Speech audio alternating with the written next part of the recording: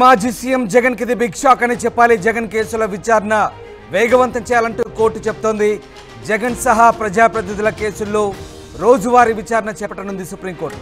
Supreme పరిధిలోని కేసులు విచారించాలంటూ amicus Curie కోరింది. ఇక సుప్రీంకోర్టు చెప్పిన వాయిదా పడుతున్నాయంటూ అసంతృప్తి వ్యక్తం చేసింది. ఇప్పటివరకు కోర్టు హాజరు నుంచి మినహాయింపు పొందిన జగన్ సహా ఇతర ప్రజాప్రతినిధులు వరుసగా 2 సార్లు హాజరు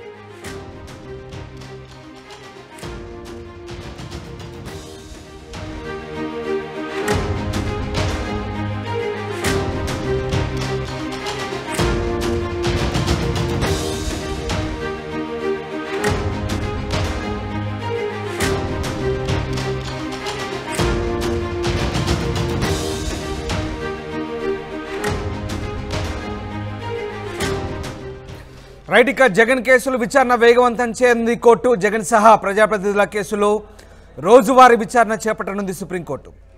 సుప్రీం పరిధిలోని కేసులు విచారించాలని అమికస్ క్యూరీ కోరింది. సుప్రీంకోర్టు చెప్పిన వాయిదా పడుతున్నాయంటూ అసంతృప్తి వ్యక్తం చేసింది. ఇప్పటివరకు కోర్టు హాజరు నుంచి మినహాయింపు పొందిన జగన్ సహా ఇతర ప్రజాప్రతినిధులు వరుసగా 2 సార్లు హాజరు కాకుంటే నాన్ బెయిలబుల్ వారెంట్ జారీ చేయాలంటూ అమికస్ క్యూరీ చెప్తుంది. సో మొత్తం మీద మాజీ సీఎం జగన్ కు బిగ్ షాక్ అనే చెప్పాలి.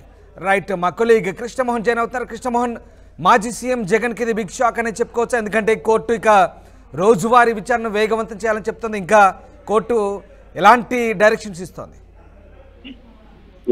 మన బేసిక్ గా దీంట్లో వ్యవహారంలో మాత్రం మాజీ సీఎం జగన్మోహన్ రెడ్డి కేవలం ఒక్క జగన్మోహన్ రెడ్డి కాదు, దాదాపుగా 4,000 మంది పైగా ప్రజాప్రతినిధులు వివిధ కేసుల్లో సుప్రీంకోర్టులో కావచ్చు, వివిధ కేసుల్లో చాలా కోర్టులలో విచారణ ఎదుర్కొంటున్నారు. వాళ్ళు కనీసం కోర్టులకు కూడా హాజరు కావట్లేదు అనేది ఎంఎస్ క్యూరీ చెప్పిన నేపథ్యం. సో ఈ యాంగిల్లోనే సుప్రీంకోర్టు రోజువారీ విచారణ చేపట్టాలని ఆల్రెడీ డైరెక్షన్ ఇచ్చిన దానికి సంబంధించి ఎక్కడ వీళ్ళు ఆ వాదనని కింద కోర్టులు సరిగా పట్టించుకోవట్లేదు అనేది కూడా ఒక అపవాదు ఉన్న నేపథ్యంలో సో ఈ వ్యవహారాన్ని కొంత సుప్రీంకోర్టు సీరియస్ గానే తీసుకుంది. సుప్రీంకోర్టు పరిధిలో ఉన్న కేసుల్ని గట్టిగా విచారించాలి, అందులో త్వరగా విచారించాలనేది ఎంఎస్ క్యూరీ చెప్పినట్టు. సుప్రీంకోర్టు ఇప్పటి వరకు కూడా కోర్టు హాజరు నుంచి మినహాయింపు పొందిన చాలా మంది, దీంతో పాటు దాదాపుగా 4,000 మంది ఈ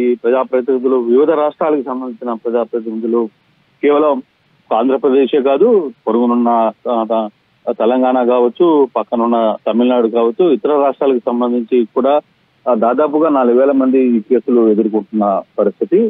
ఇక మీద పోతే ఉత్తరాది రాష్ట్రాల్లో అయితే పెద్ద ఎత్తున నేతలు ఇదే సందర్భంగా ఇదే కేసులు ఎదుర్కొంటున్న ప్రయత్నాలు. ఇంకా ఇవన్నీ ఆర్థిక పరమైన అంశాలకు సంబంధించిన కొన్ని కేసులు అయితే దాదాపుగా మర్డర్లు, తర్వాత రేపులు, వీటన్నిటి మీద కూడా రిపోర్ట్లు ఉన్నట్టుగా ఒక సమాచారం అయితే ఉంది. అయితే ఈ వ్యవహారం మీద కొంత సీరియస్ గా చేయాలనేది వరుసగా ఇక మీదట 2 సార్లు కానీ వరుసగా హాజరు కాకపోతే ఖచ్చితంగా నాన్ బెయిలబుల్ వారెంట్ ఇవ్వాలనేది కూడా కొంత డైరెక్షన్ చేయాలనేది ఎంకస్ చెప్తున్న పరిస్థితి. సో ఈ నేపథ్యంలోనే సుప్రీంకోర్టు ఏ విధంగా ముందుకు వెళ్తుంది, ఇక రాబోయే రోజుల్లో ప్రజాప్రతినిధుల మీద ఉన్న కేసుల్ని త్వరగతిన పరిష్కరించాలి. అసలు ఆ కేసులు ఏమున్నాయి, దాని మీద విచారణ ఏంటి, ఆ విచారణ కూడా జరపకుండా ఇంతకాలంగా కొనసాగించడం అనేది చాలా ఇబ్బందికరమైన అంశాలు అనేది. సో ఈ నేపథ్యంలో కేవలం ఒక మాజీ ముఖ్యమంత్రి జగన్మోహన్ రెడ్డికి సంబంధించిన విషయం ఒకటే కాదు, మిగతా కేసులు, మిగతా ప్రజాప్రతినిధులకు సంబంధించిన కేసులు అన్నిటికీ కూడా దీని కిందకి వస్తే సో మరి పరిస్థితి ఎలా ఉంటుంది? ఒకవేళ సుప్రీంకోర్టు దీని మీద డైరెక్షన్ కానిస్తే ఏ విధంగా ముందుకు వెళ్తారు, ఏ విధంగా దీన్ని నడపాలనే ఒక ఆలోచన అయితే జరుగుతుంది. సో ఈ దిశగానే సాధ్యమైనంత త్వరలో ఇవన్నీ కూడా ఒక పరిష్కార మార్గాన్ని చూపించే ప్రయత్నం అయితే సుప్రీంకోర్టు చేస్తున్నట్టుగా ఒక ఆలోచన అయితే మనకి స్పష్టమవుతుంది. రైట్, ఇక్కడ అంటే హన్సారీ అనే వ్యక్తిని, అంటే అమికస్ క్యూరీ అంటే కోర్టుకు సహాయకారిగా ఉండేటువంటి వ్యక్తిగా అమికస్ క్యూరీని పేర్కొంటారు. సో హన్సారీ ఇచ్చిన రిపోర్టు ప్రకారం ప్రస్తుతం అంటే ముఖ్యంగా తెలుగు రాష్ట్రాలకు సంబంధించిన ప్రజాప్రతినిధులకు 300 పైగా కేసులు పెండింగ్లో ఉన్నాయి. ఇటు అందులో మాజీ సీఎం జగన్ ఉన్నారు, ఆయనపై సిబిఐ నాంపల్లి అక్కడ పెండింగ్ ఉన్నాయి. సో ఈ రకంగా ప్రస్తుతం ఈ కేసులన్నీ కూడా ఇక ఆయన ఇచ్చిన నివేదిక ఆధారంగా వేగవంతం కాబోతున్నాయి. అంటే రోజువారీ విచారణకు సంబంధించి పూర్తి స్థాయిలో ఇక వేగం పుంజుకుంటుందని అనుకోవచ్చా మనం ఇక్కడ? డెఫినెట్ గా కదా, ఇంకా అన్సెక్యూర్డ్ అంటే సుప్రీంకోర్టుకి ప్రతి ఒక్కటి ఇన్ఫర్మేషన్ ఇవ్వాల్సింది వీళ్ళ ద్వారానే ఇన్ఫర్మేషన్ సుప్రీంకోర్టుకి జడ్జిలకి సమాచారం అందజేస్తుంది.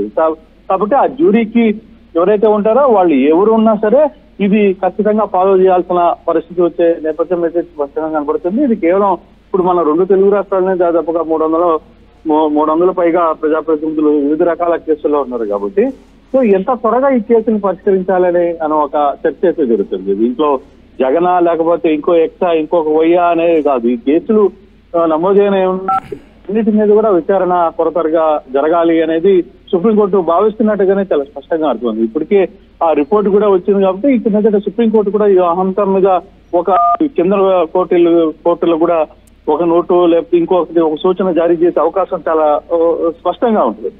సో అది సిబిఐకా ఇంకో కోర్టా కాదు. సో డెఫినెట్ గా అన్ని కోర్టులకి సుప్రీంకోర్టు ఒకే డైరెక్షన్ ఇచ్చే పరిస్థితి ఉంటుంది కాబట్టి ఖచ్చితంగా ఇక ప్రజాప్రతినిధుల మీద ఉన్న కేసుల వ్యవహారంలో మాత్రం ఇక త్వరగా వాళ్ళు విచారణ ఎదుర్కోవాల్సిన పరిస్థితి ఉంటుంది.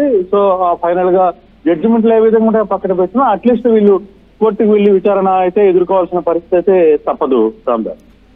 Right, yes, thank you Krishnamohan, thanks for the update. So మొత్తం మీద మాజీ సీఎం జగన్ సహా మాజీ ఎంపీలు, ఎమ్మెల్యేలు అలాగే ప్రజాప్రతినిధులకు సంబంధించినటువంటి అభియోగాలకు సంబంధించి ఇప్పటివరకు పెండింగ్లో ఉన్న అన్ని కేసులను ఇక రోజువారీ విచారించాలంటూ సుప్రీంకోర్టు చెప్తుంది. సుప్రీం పరిధిలోని కేసులన్నీ కూడా అమికస్ క్యూరీ అంటే కోర్టుకు సహాయకారిగా ఉన్నటువంటి వ్యక్తి ఇచ్చిన నివేదిక ఆధారంగా సుప్రీంకోర్టు ప్రస్తుతం ఈ అంశాన్ని వెల్లడించింది. ఇక పూర్తి స్థాయిలో ఇప్పటివరకు వివిధ స్థాయిలో ఉన్నటువంటి కేసులన్నీ కూడా అనేక కారణాలతో వాయిదా పడుతూ వస్తున్నాయని కోర్టు అసంతృప్తి వ్యక్తం చేసింది.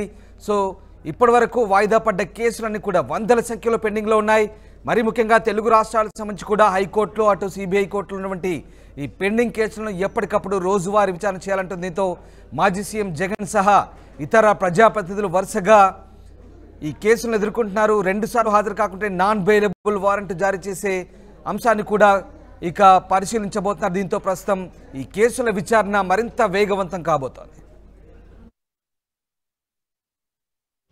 ఆర్టీవీ యాప్ వార్తల్ని క్షణాల్లో చదివే అవకాశం ఉంటుంది. ఒక న్యూస్ పేపర్, ఒక టెలివిజన్ ఛానల్ మీ చేతుల్లో ఎప్పుడూ ఉంటాయి.